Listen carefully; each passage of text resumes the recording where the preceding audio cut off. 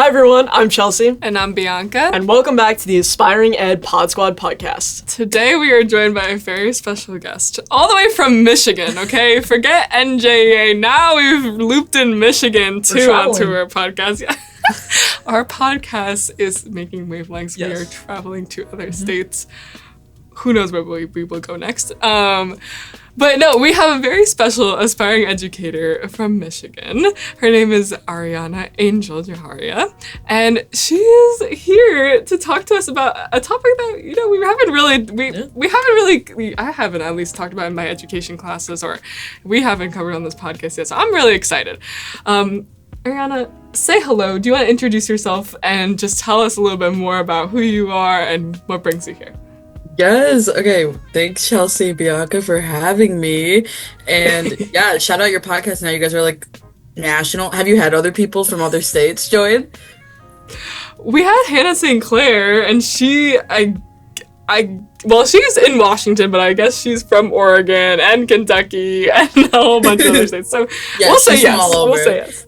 Well, I love it. That's a little bit national, but yeah, I'm so excited to be on today. So yeah, my name is Aryana Angel Jharia. My pronouns are she, they. I'm from Michigan, and I am South Asian. I'm Indian. I'm queer, and I encompass like all the kind of work I do in three major terms. Like, I consider myself an educator, an artist, and a healer. And I recently graduated from college in December, and I'm certified to teach English for grades 6 through 12. And I also have a little small business on the side where I'm an astrologer, tarot reader, and oracle reader. Awesome. That's very interesting. Well, we will get to sort of into a little bit more of your other identities in addition to being an educator, but first we do want to learn a little bit more sort of about what brought you into the profession. So was there a specific person or experience that really inspired you to go into education? Yes. So I really wanted to teach because I realized I really experienced the lack of representation in curriculum. So this is pretty shocking, but I actually really could not visualize a book when I read until I was in maybe 11th grade, because that was the first time in school I read a book that had Indian characters like me. And so that was something I really struggled with for a long time, but no teacher really pulled me aside and was like, hey, Aryana, you're struggling to read. It was like I was good enough, so it was like average, but I'm not actually comprehending or visualizing. And a lot of my peers were saying like reading takes them places and they're able to imagine themselves and things like that, but I really couldn't do that. That wasn't happening for me. And so that's what made me want to go into education, to spread more diverse literature. And then another reason is because I learned, so in my history classes, I felt we read secondary text. We learned about usually one person's story, like a straight white male narrative. And we were mostly learning his story, right? History, right? But then in my literature classes, I was able to read those firsthand accounts, those primary texts. And so I felt like literature was so powerful, and that's when I learned the most about the world. And that's why I wanted to go into education, because I really wanted to uplift marginalized identities and bring healing to the classroom in a way that I kind of don't see that much right now.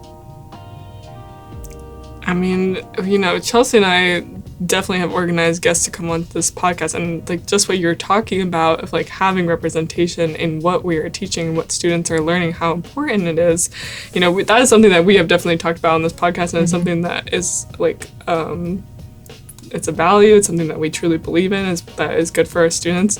So I mean, what a great vision to have for our education system. And I know that I'm sure in your student teaching experiences, you have incorporated diverse literature. And I'm sure that you're going to make waves anywhere you go. But thanks, Bianca. Thank you for sharing. And it's a huge problem like across the country. And I don't know what the stats are like in New Jersey, but like in Michigan, 80% of our teachers are white. That's like a statistic from the government. Like 80% of our teachers are white. But we have major cities like Detroit, Dearborn. We have major populations of students of color. And so that's really, it's not creating equitable opportunities for them. And that's a point that I never really thought about. Like, reading comprehension could stem from if the student can see themselves in the text. Like, you're not, as you said, you're not totally able to visualize like the words that you're reading if you can't create a proper picture in your head because you can't connect to what it is you're reading. So like that could be a connection too that we don't talk about as much. Like, and a student's ability to comprehend what they're reading, make connections to it, and honestly just like enjoy reading. Like, that could stem from the text that they're reading and their inability to find themselves in it. So that's a strong point. I mean, as you said, we've definitely talked about, you know, representation of minority students in the classroom on the podcast in the past. That's been a recurring theme, but I never really sort of put two and two together that it definitely affects students' experiences with reading. Yeah, we have definitely not spoken about that point like specifically, but it's something important because when we, at least in my education classes, when you think about, you know, the lessons that you're putting together, it's like, I want to make something that my students can relate to and feel connected to. So it's the same in a literature course. Like, the text that they're reading is something that shouldn't just be like, you know, a one size fits all, like, this is high school English in America. It's like, you have to bring in that diversity and be inclusive of who's in your classroom. And so many of these texts that we have to read in literature class are so like old and outdated for students. Like, you have to make a student kind of care about The Great Gatsby. They're not gonna, you have to find and help them kind of connect to it. So exactly, I agree. And a lot of those books that are considered classics, well, they don't really typically have people of color in a non kind of degrading or derogatory way. And so, yeah, that's another huge concern.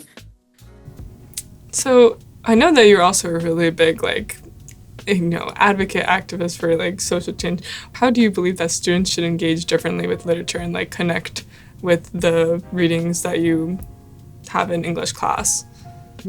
Okay, so now we're getting into it.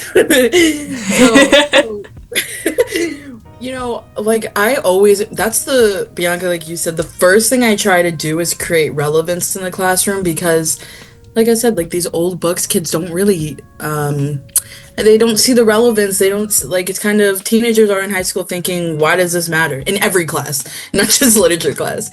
But I want them to realize, like, the skills that we learn in class are for your real life. And I try to take a more of like a spiritual approach. So in literature class, we spend so much time analyzing a color of a t-shirt, the symbolism of a bird, different symbols and motifs. We spend so much time doing that with books and literature, but why don't we apply those things to our real life? You know, and so I was, one of my students asked me, like, Miss Jharia, how did you learn to analyze? And I was like, how to analyze text in books. And I was like, I actually just started to analyze my real life. And some people might think it's like a little out there. I know it makes some people uncomfy to think about these things, but it's something to really consider. So when you're reading a book and the same character keeps coming up and they're wearing the same light blue t-shirt, I mean, how would you analyze it? We teach our students to analyze it like, oh, maybe this person is an emotional character, maybe they're really creative or in tune with themselves. Like, we teach color theory and things like that, but then we don't apply those things to our real life.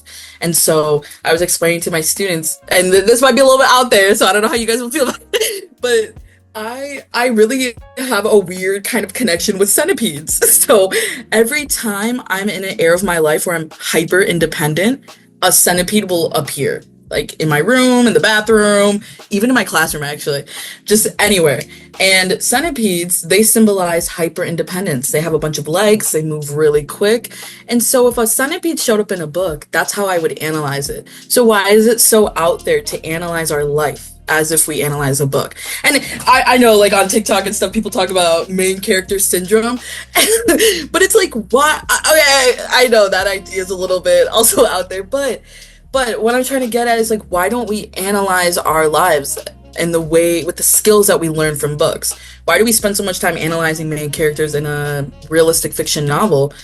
We are the main character of our lives. We each have our different symbols and motifs. Some people even get tattoos. That's a motif, as far as I'm concerned.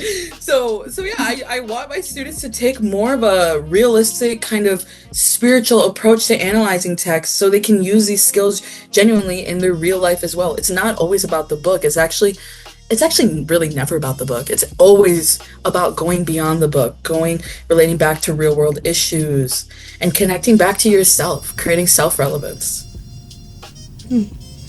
Was there a person in your life or a specific experience in your life that kind of sparked your passion for, you're wanting your students to take a more spiritual approach to analyzing literature? Yeah, I had this professor. Her name is Dr. Iman Graywall, and she's the first teacher I ever had who looked like me. She's also Indian, and she does a lot of research around spiritual well-being because she was talking, and she's the first one who made me realize this. I think I always kind of knew, but she made me realize. And as teachers, we spend so much time caring about students' emotional well-being, and that's kind of fairly new, right? But like mental well-being, physical well-being, but we neglect the spiritual side. And so Iman really brought this up to me and made me start to think about the lack there is in the classroom and how teachers can kind of shift their practices to really genuinely care about students' spiritual well-being, which I find to be something just really different than just emotional and mental well-being.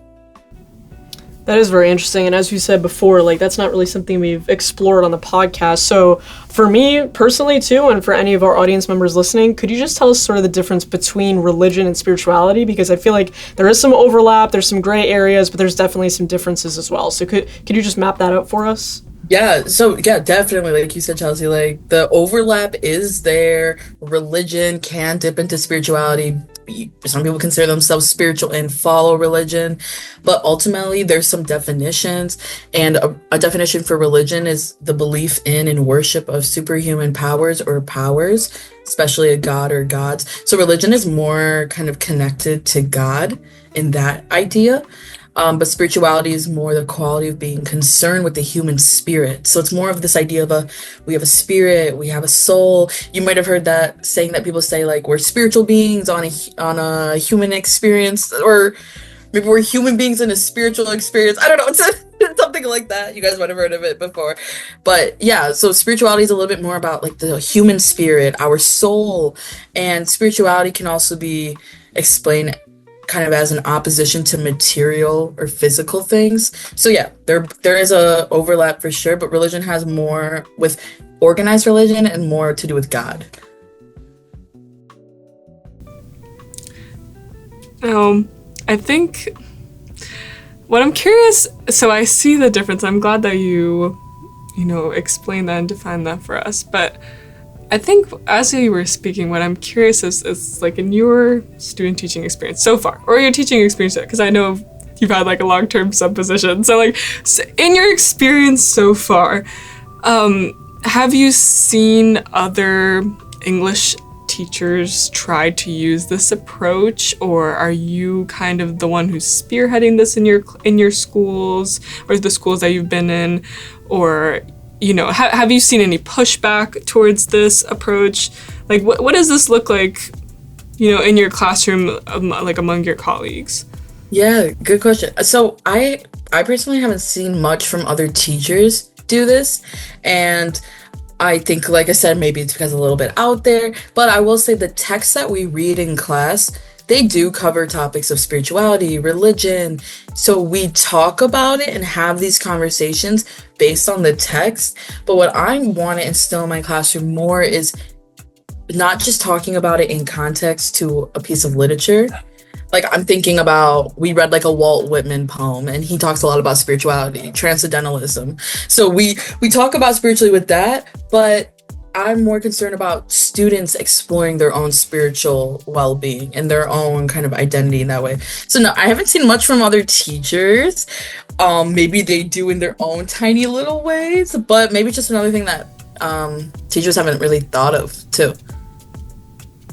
I think that goes back to like what you were saying about feeling connected to what you're reading and like seeing your spirit and your soul, like being able to have a almost like deeper dive into who you are as a person through what you're like the text that you are consuming. Does that make sense?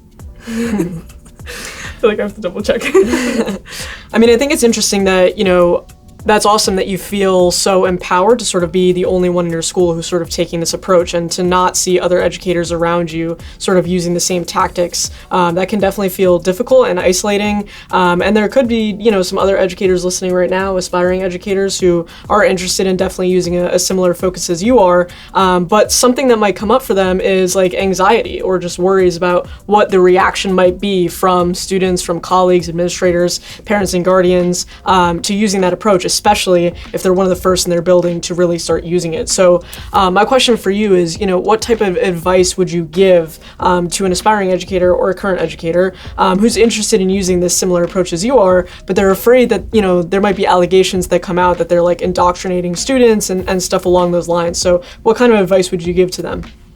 Yeah, okay, I like this question, Chelsea. Okay, so what, for me, I said at the start, right, I consider myself an educator, artist, and healer.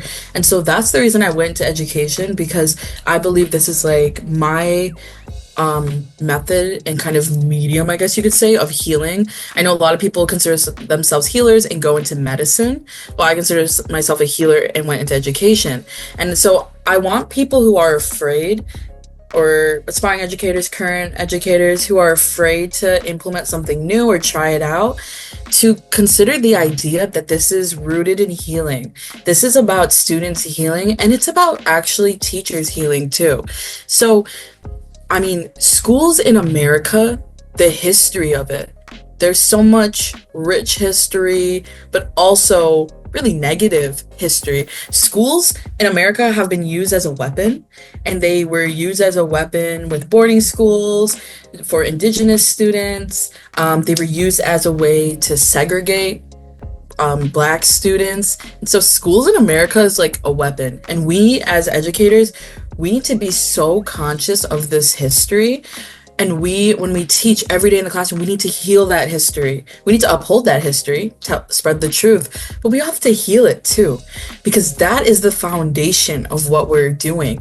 And pipelines, like school to prison pipeline. I believe when we approach with the idea of healing and helping our students truly in this way, caring about their spiritual well-being, that's how we get to rework and create that real change, that real transformation that is lacking in our systems.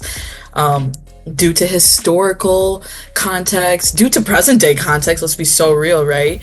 And so I would say, like, anyone who's afraid, like, really focus on the idea that this is something that's for healing. This is how we combat white supremacy. Our schools are kind of inherently made to push a white supremacist agenda. So there's like traits of white supremacy: perfectionism, sense of urgency, either or thinking, individualism. These are ideas too that we need to heal as teachers, and it's our responsibility. And so, sometimes I get a little bit afraid. Sometimes I'm not even afraid of just admin or colleagues, but like students, I'm like, oh, are they gonna think I'm a little bit weird for what I'm doing? I would say just check in with them frequently. And it varies depending on what age you teach. I taught older kids, but I don't know if you guys ever heard of a singing bowl. I actually have it right here. A Tibetan bowl is like a singing bowl. I use this as a way to do classroom management with my class. And after I use it, I ask them, how did you guys feel about it? And so just checking in with them too, because in that way, you don't have to fear crossing any boundaries, because you're asking students, how do you feel about this? I'm asking for feedback. Did you like it? And those kind of things. So I think just remembering it's about healing, and it's like a different version of activism. That's how I feel about it when I show up to the classroom.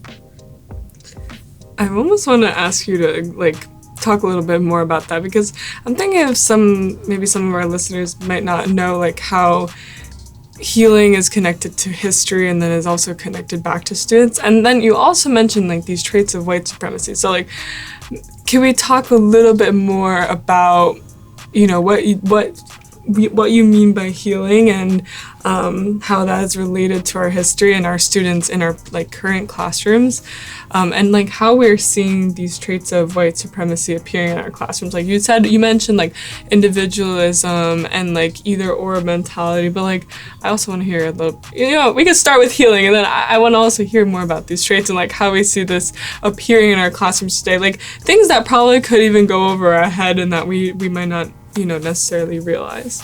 Yeah, no, that's bad. So yeah, right. I said like I'm a teacher because I really believe that education is a tool that can create world peace. It can create healing for so many communities, for all communities. I really believe that. And that's why I feel so passionate about it, because education has been weaponized in this country. And so when in the classroom, when we get to learn the truth about our ancestors, our identity, our peers' identity, this is really uplifting. This is healing. When Black students get representation that is not stereotypes and that doesn't depict Black people as criminals or enslaved or these kind of other ideas, that is healing. For a Black student to read a book about an example like a CEO Black woman of a company or something, that is healing for that student. To see themselves reflected in literature and to be able to be able to imagine themselves as something more than what society has told them that they can be, and these limiting ideas. And that is healing. And also, not just for students of color, but white students should learn, they should have access to education to learn about their peers and their peers' identities, their peers' ancestors.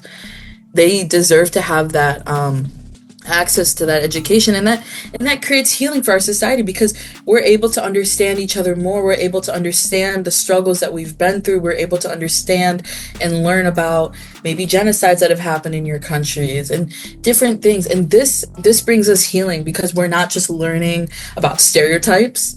We're not just learning about generalizations. Instead, we're learning about the reality of a multiple truth and how narratives can be rewritten, and that's something that I really just aim to rewrite. And rewriting narratives, like I feel like as educators, we talk a lot about rewriting narratives, right? That is healing. I truly believe that's healing. We're healing generational traumas when people get to learn the truth. Like, for example, I would say a lot of us were not, we were taught a very, very wrong version of Thanksgiving. Thanksgiving is what always comes to mind, right? We all learned like such a glorified, sugar-coated version. And that was a lie, though. We all learned this lie. And then when we got to relearn it, it's healing for Indigenous communities, for them to know that their truth is being shared, that we know the truth now.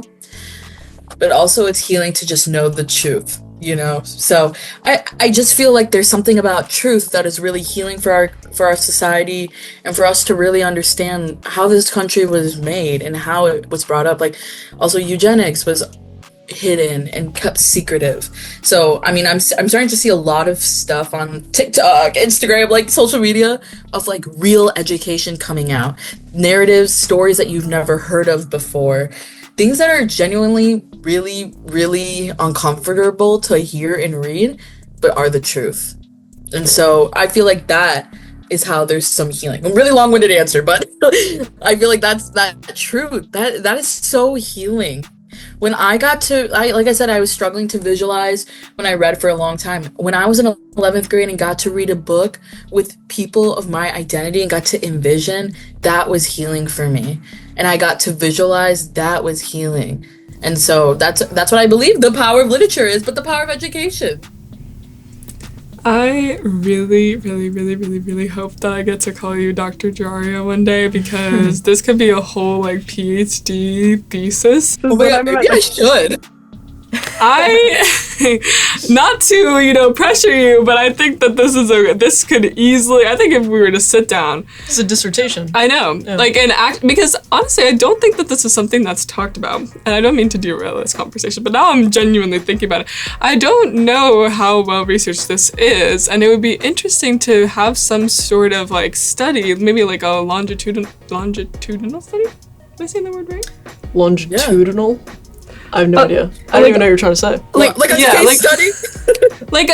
Yes, like a study over a few years of students, like let's say over the course of 4 years of following the same students throughout their high school experience and seeing how, maybe encouraging more spiritual education like helps them perform better or something like some kind of conclusion that would help you defend a thesis and earn the title of Dr. Aryana. Explore this. I'm thinking we need to get some real research. Yeah, I mean, there's definitely debates, around what type of history you're teaching, what pieces of it you're excluding, what you are including, and it's definitely scary to think about students who are not, as you said, are not getting the full truth. It's scary because that's not the accurate past, and so that in itself is harmful, and now they're moving, into the world and into society with an, incorrect, skewed vision of sort of where they came from and how we're here, but then also the threat and harm of them not being able to properly see themselves represented. And they're seeing, their own, as you're saying, their ancestors, their own history, it's misrepresented. And so that's harmful and scary too. But I think this is a great counter argument and a countermeasure to say, well, we want the truth to be taught, but as you're saying, research this, here's the reasoning why it does have the power to change students' mental, emotional, spiritual outcomes as well. There's a link between the two. And yeah, I don't think I've really ever heard that line of reasoning before. So I think that's definitely a strong countermeasure to those debates. So we are looking forward to a book and a PhD defense thesis. The seeds are being planted. Now I'm thinking, because this is kind of some stuff I've thought about while we're reflecting in class and just thinking about the systems in which we operated. But yeah, I'm sure there's more research. I gotta do research to find this research and read the research. Well, in your acknowledgements page, make sure to give us a little shout out. That's right. I will. But along those same lines, you're talking about the concept of healing, and I think that's very interesting. And something that we've talked a lot about on the podcast is, rest and self-care.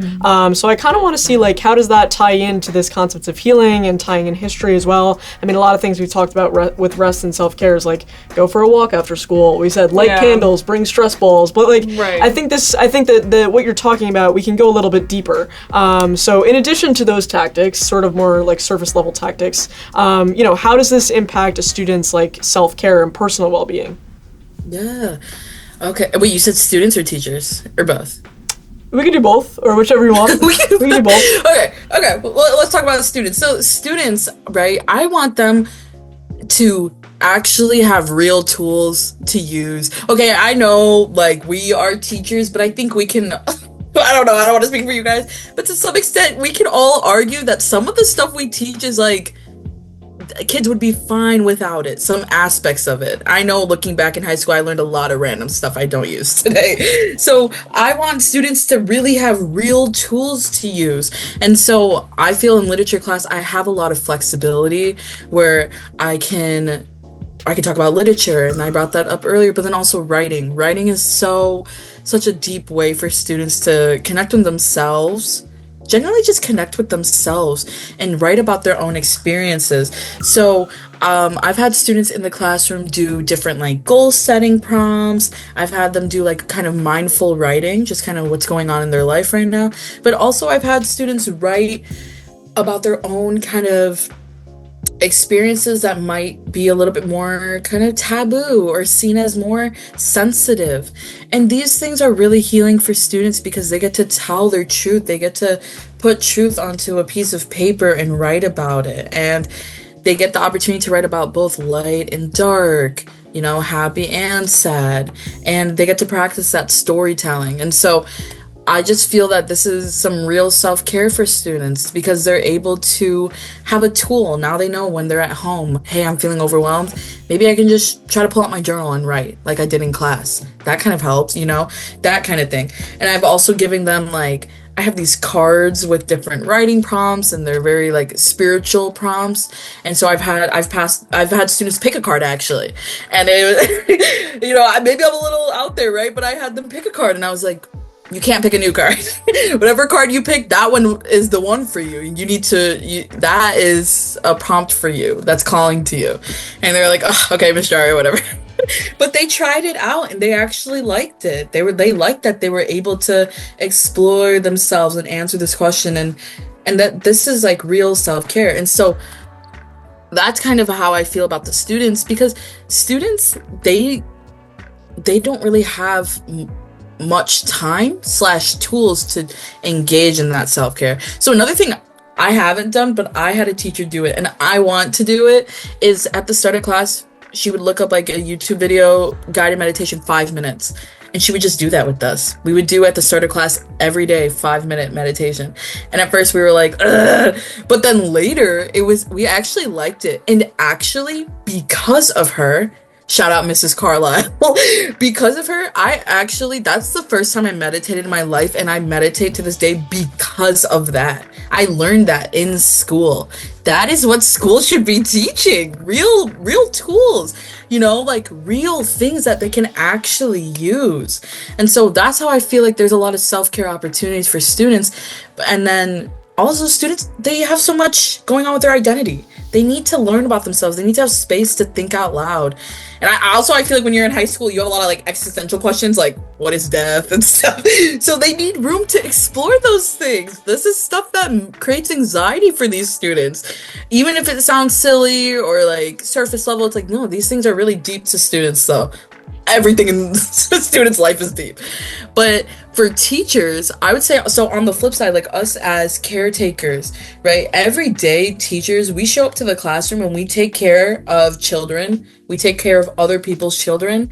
Then we go home, we lay on our couch or bed and wonder why we're so burnt out.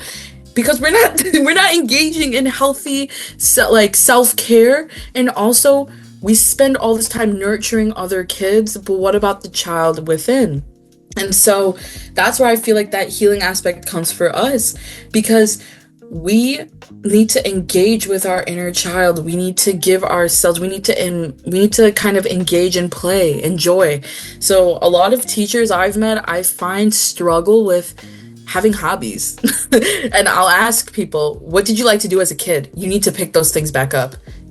I'm not asking you if you're good. I'm not asking you if you can monetize off of it. I'm saying you need to just do what you did as a kid that brought you joy and do it now. Because that's what will help you really, really facilitate that healing. And so that's kind of like, I feel as teachers, we need to take that spiritual approach to teaching, but then also just for ourselves, And then speaking as a BIPOC educator, this is like, I feel brings another whole layer, because I was talking about those traits of white supremacy. So those traits of white supremacy, like perfectionism, sense of urgency, individualism, objectivity, those kind of ideas, those are our wounds that we carry too, because the traits of white supremacy were kind of pushed out through our schools in America. We are students of America. We went through the schooling system in America. So we hold these wounds within us. Perfectionism is something I really, really struggle with. And I've always struggled with, because schools have pushed this onto me. And I realized when I started teaching in the classroom, what was I doing?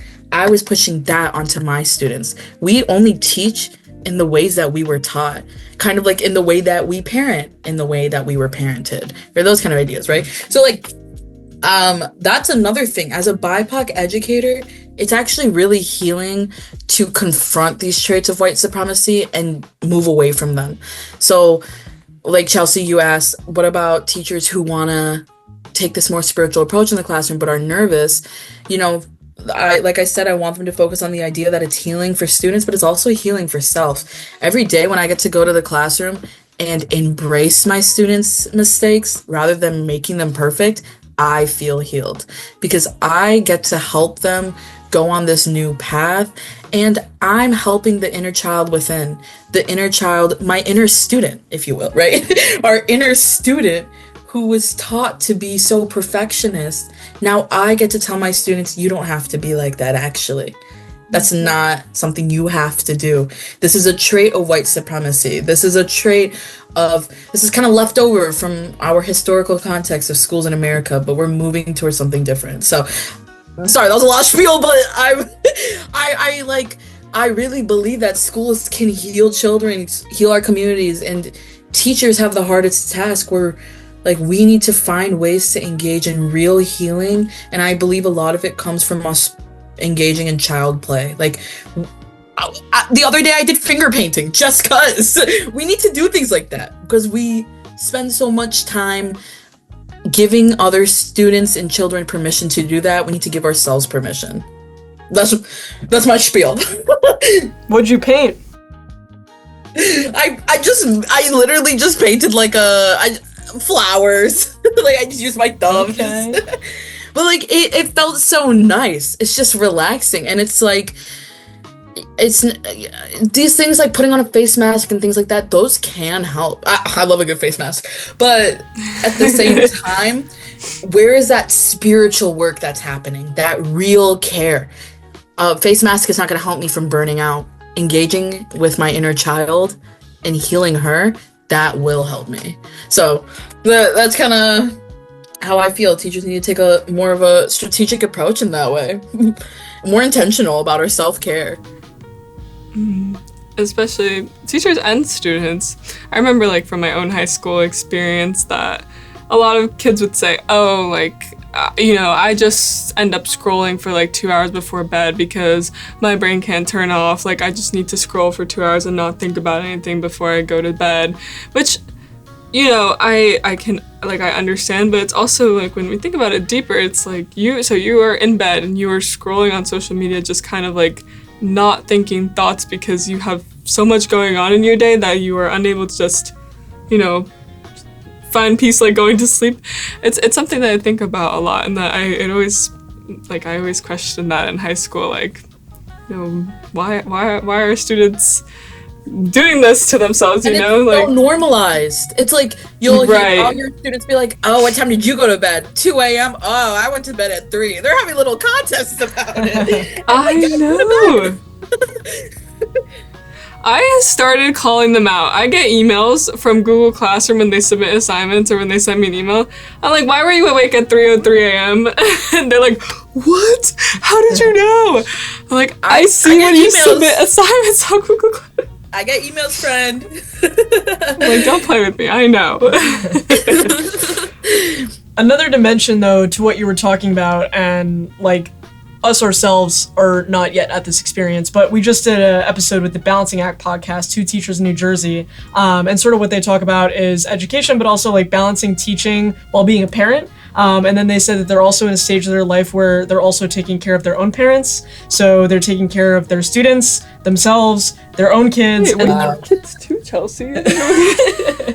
Nana the banana. We have Nana. Just kidding. I'm just kidding. But no, yeah. So they have a hard time taking care of like all these people in all these spheres of their life. So like that plays into it as well. I mean, we don't have that perspective yet, but for anyone listening, like there could be parents out there who are also juggling, raising kids and taking care of their own parents. So that just emphasizes even more like the need to really take care of themselves as well. And I appreciate, the tactics that you're suggesting, because a big thing that we have talked about is like light a candle, take a walk, right? And those are all helpful too, to sort of make your day more pleasant, but that might not necessarily mean like real self-care and actually taking care of yourself internally.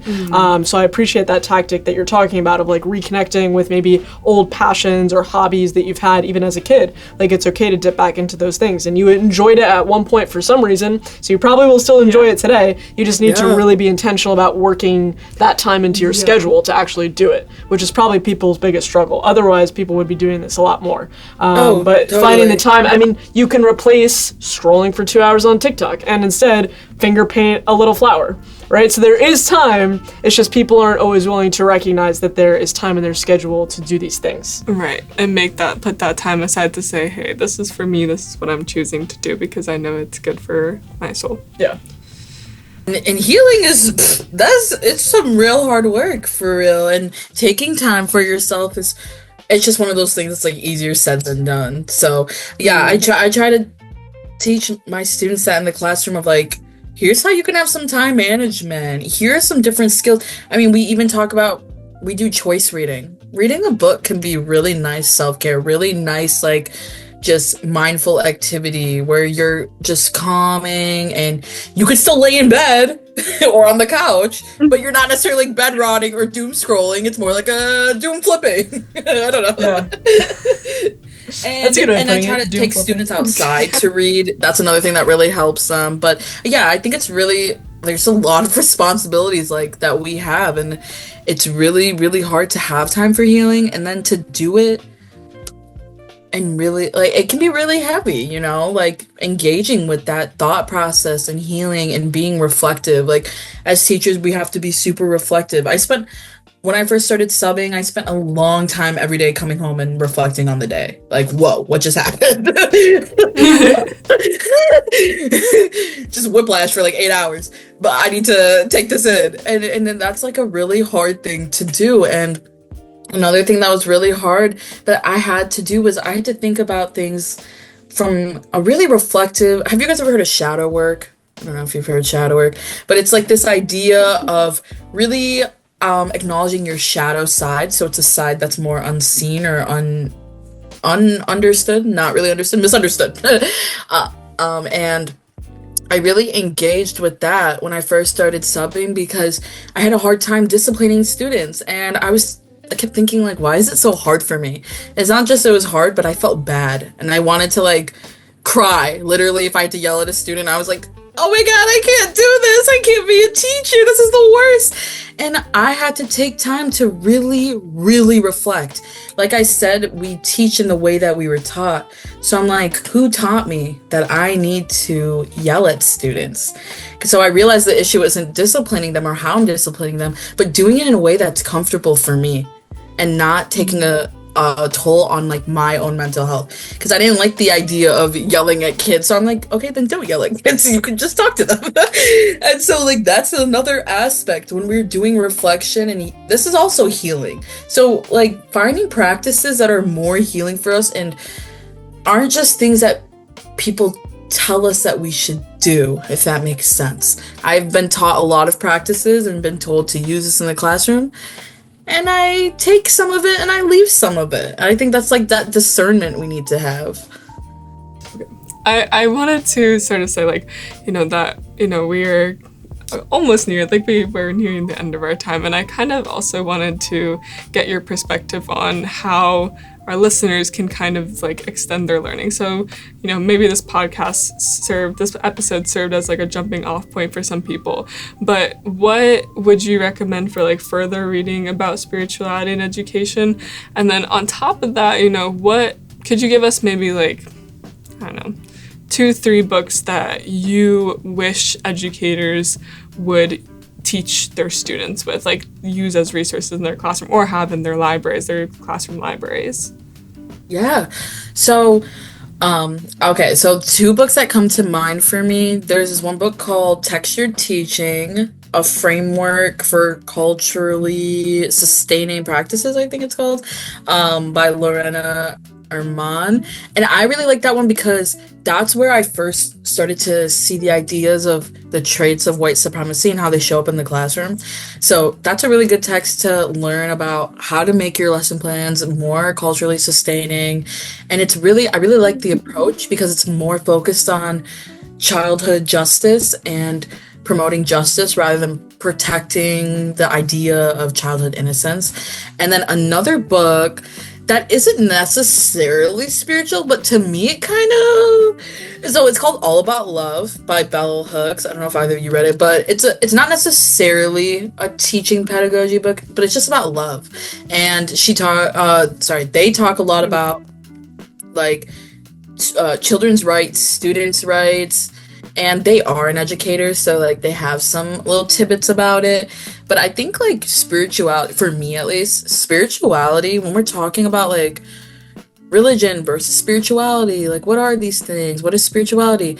Ultimately, I just find it to be coming down to an idea of love. And as like, if you can learn more about love, like in the book All About Love, that I'd say can go a huge distance. I don't really know any other resources on the top of my mind. I guess I'm a resource as well. But yeah, I would say that's perfect. I would say those are main things. And then the other thing is just learning more about trauma engaged or informed practices, because I believe like taking the spiritual approach is a trauma engaged practice. Like students, when they experience trauma or anyone experiences trauma, we're like disconnected from ourselves, our soul. And so when teachers are taking a spiritual approach with us, a healing approach, we feel more connected to ourselves. So just learning more about trauma engaged and informed practices, to me, that aligns with spirituality as well.